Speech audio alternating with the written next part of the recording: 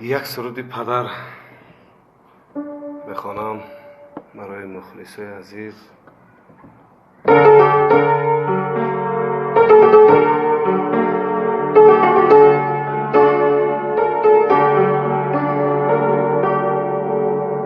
ماندم زار و پریشان از پدر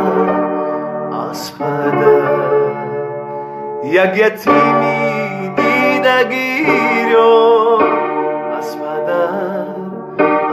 پدر درد و داغی جاویدان در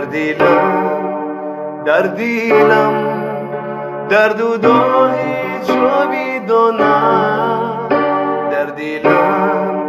در دیلم با دیلی افکار و بیریان از پدر